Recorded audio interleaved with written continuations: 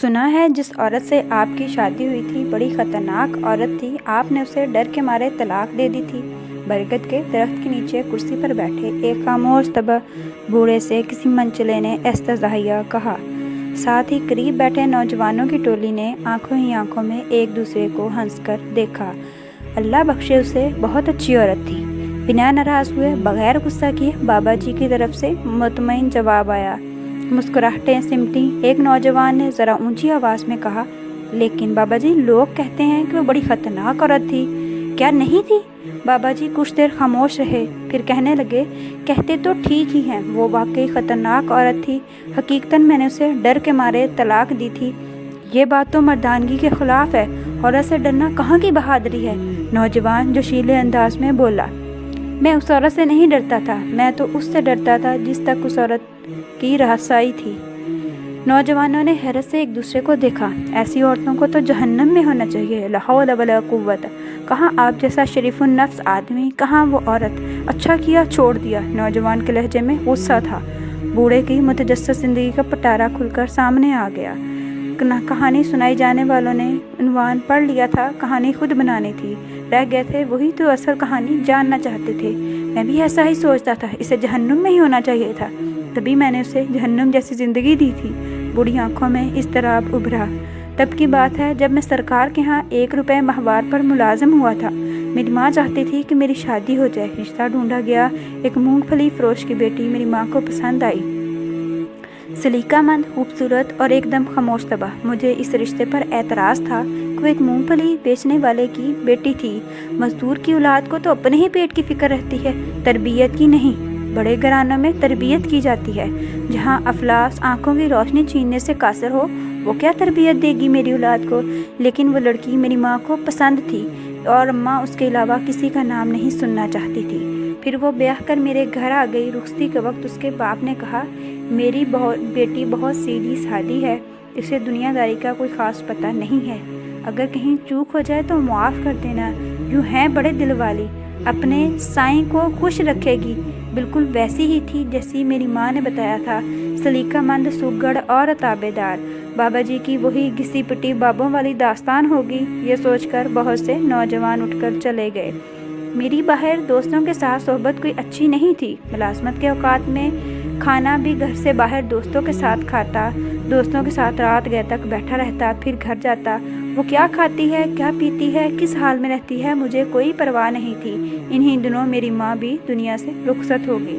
ایک روز جوئے میں بہت بڑی رقم ہار کر گھر آیا تو کہنے لگی، آپ تو کھانا باہر کھا لیتے ہیں، ہو سکے تو مجھے 1 مہینے کا راشن ڈلوا دیا کریں تاکہ روز روز بازار کی خریداری کی صعوبت نہ اٹھانی پڑے۔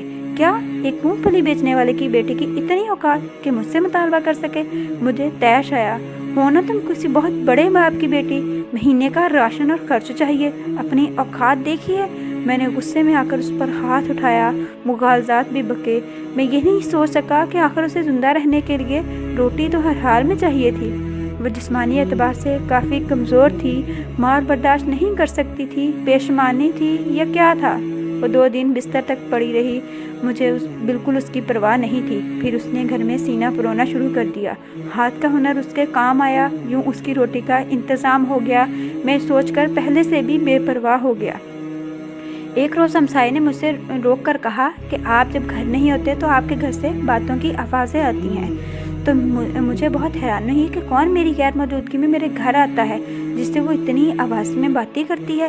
غصہ حد سے سوا تھا، بس نہ چلتا تھا کہ جان سے مار دوں۔ بس میں ایک موقع کی طاق میں تھا۔ رات کے پچھلے پہر کسی کے بولنے کی آواز پر آنکھ کھلی، چاندنی میں ہر چیز واضح دکھائی دے رہی تھی۔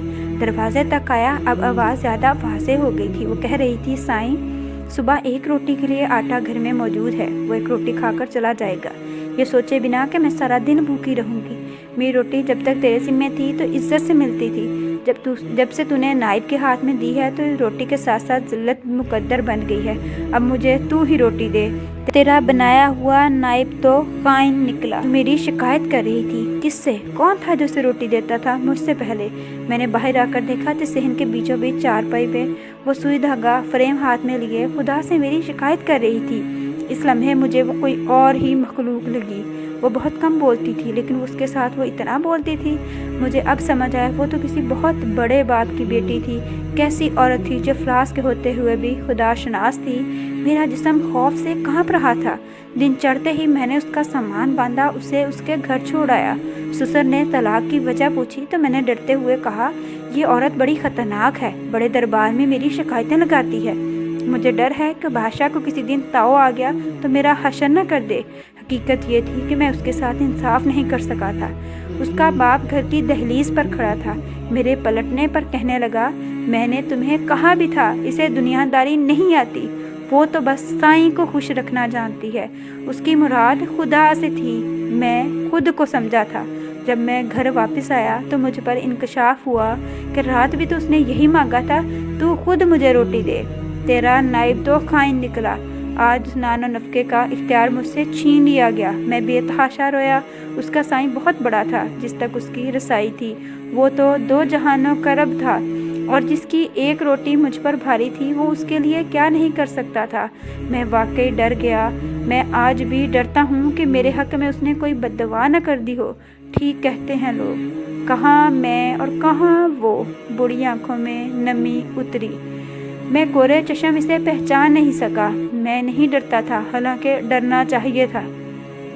اس کے سائیں نے تو پہلے ہی کہہ دیا تھا کہ عورتوں کے معاملے میں خدا سے ڈرو۔ کہانی کے اختتام تک ایک جوان بابا جی کے پاس بیٹھا تھا۔ کہانیاں بہت سے لوگ جانتے ہیں لیکن حقیقت تک پہنچنے والا کوئی ایک ہی ہوتا ہے۔